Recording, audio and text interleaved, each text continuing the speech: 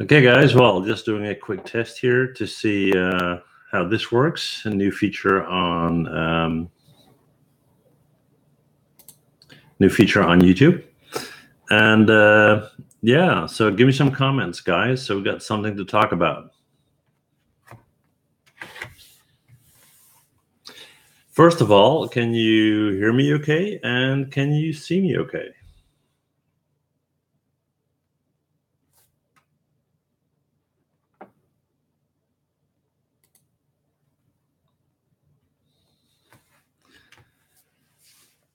Hey guys, well, there you go. Yeah, it looks like we got a bunch of people coming in. Awesome.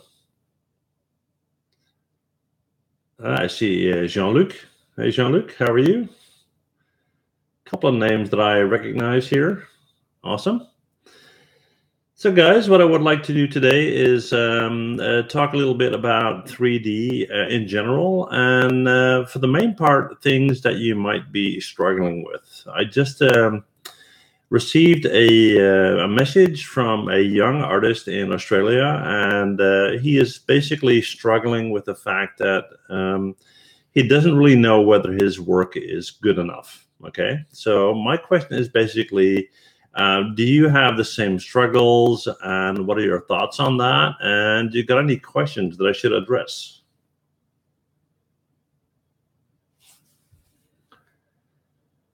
Okay, so I'll just pick a question here. CD Models asking me how to bake a texture in Maya. Okay, so let's go with that for now, right?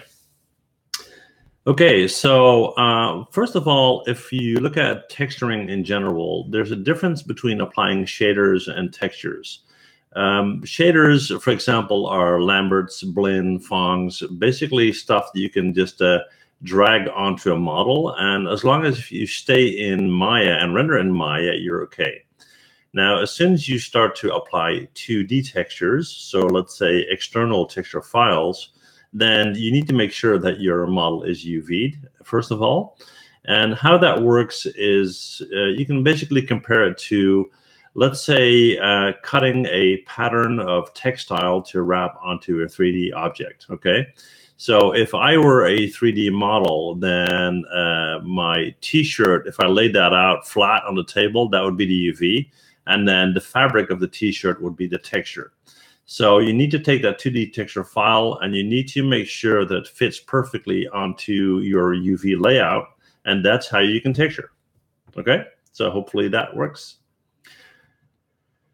Let's see what else. How big companies render their huge films? A question by Freaky Freaky. Well, they usually do that with render farms. Now, I used to have a sponsor called Rebus Farm, and they had a render farm like that. Basically, it's a warehouse filled with huge servers that are stacked with a bunch of hard disk drives. And compare it to you doing a render on, let's say, your PC. Well, they got 5,000 PCs. That's basically how that works, okay?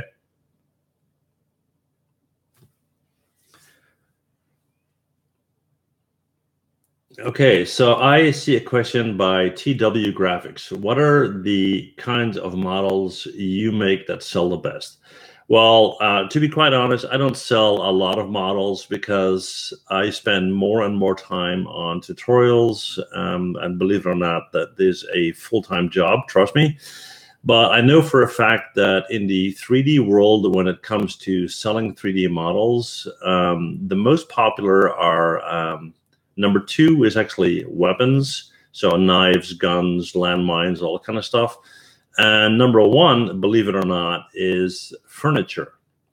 Now, that might surprise you, but furniture is very popular. It's a bestseller and has been for years for many, many reasons, because you need furniture in games, you need furniture in environments, you need furniture in movies, but also, and this is not a small thing, for those of you who have heard of a thing called Second Life, which is basically an adult role play environment, if you will, people have houses, they got clothes, they got furniture, cars, all that kind of stuff.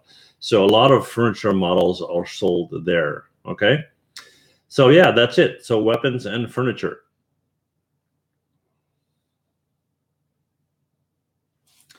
So let me just look at the questions here for a sec. Keisha,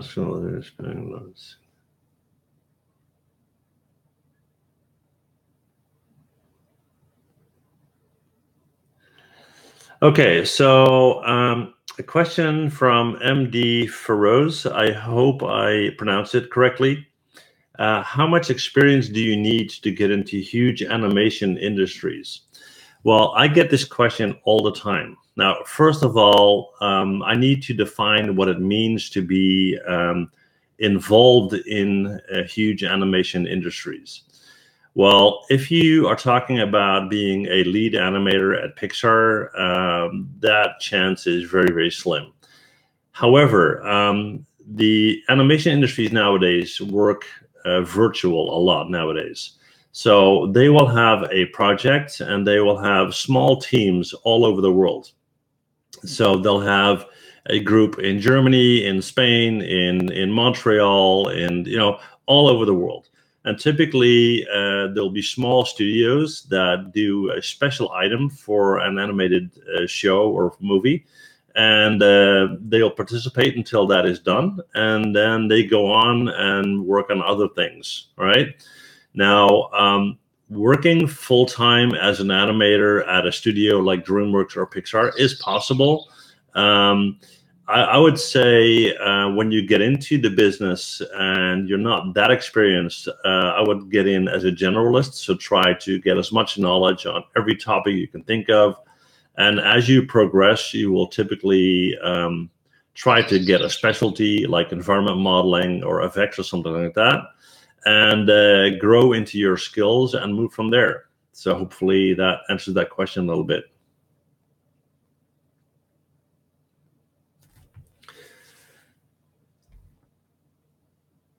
Now, this is actually a very, very good question. And I'm going to try to pronounce your name correctly, but please don't hate me if I get it wrong, okay? So, Nitrayarpan, I probably butchered that, sorry. Did you find any health issues sitting in front of a computer as now of the age of 22? I got BPPV. I'm not sure what that means, but probably it's a wrist and elbow and shoulder trouble. And it completely reduced the amount of time I spent for my portfolio and works. Have I encountered that? Oh, yes, for sure. I had neck problems. I had shoulder problems. I had elbow problems. I had wrist problems. The thing is not necessarily the fact that you're spending so much time behind a computer, but the way that your muscle tension is.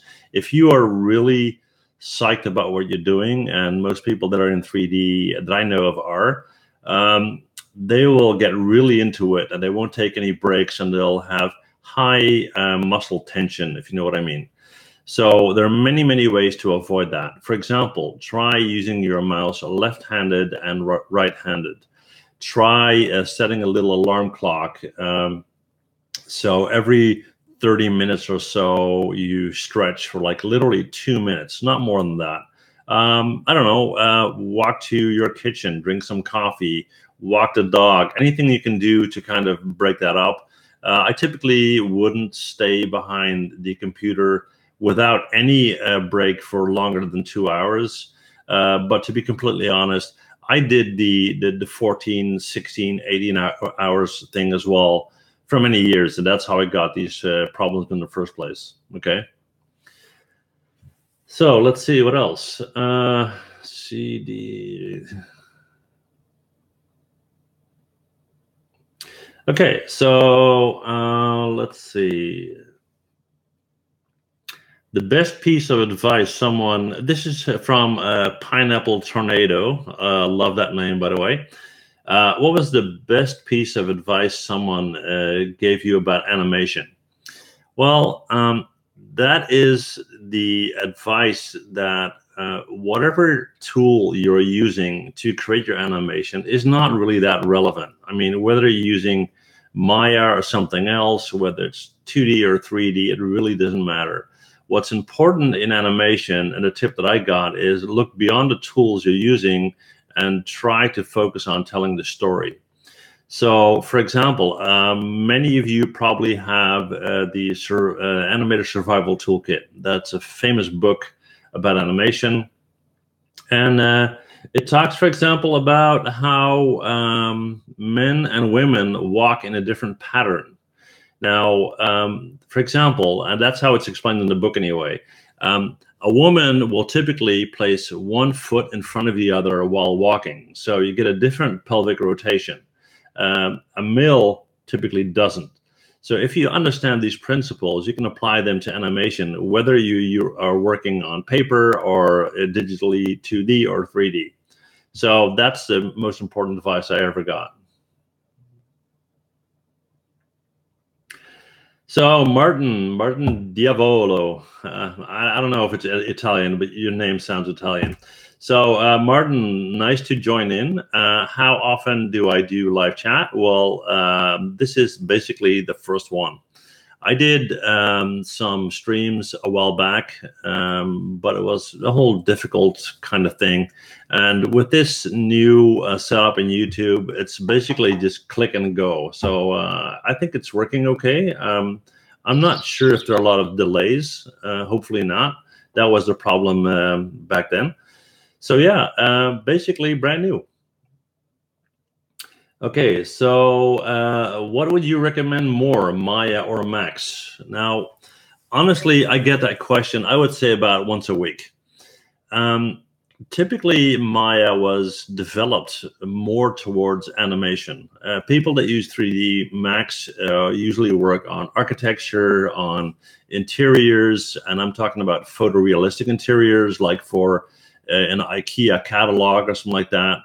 Where Maya, in my personal experience, has a lot more tools supporting animation towards game development and that kind of thing.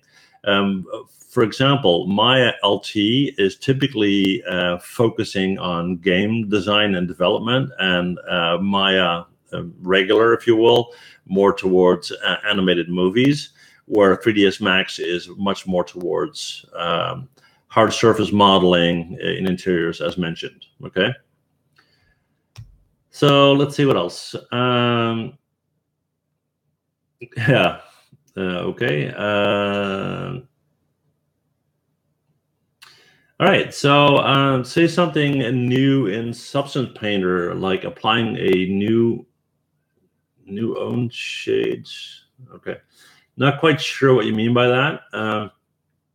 Klimbop Creative Works, but basically what I'm understanding is that you're saying that I need to do more Substance Painter videos. Not sure. Let me know. Okay. Well, Dravo Konya, really enjoy stuff in your channel. Thank you very much.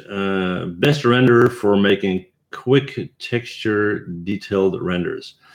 Well, the best render, that kind of depends on what you're modeling, to be honest. And I typically don't do a lot of Arnold renders, and I get a bunch of, I would say, negative comments on that I don't do that. But the thing is, based on the things that I model, I typically would go with the Keyshot or iRay in the Substance Painter.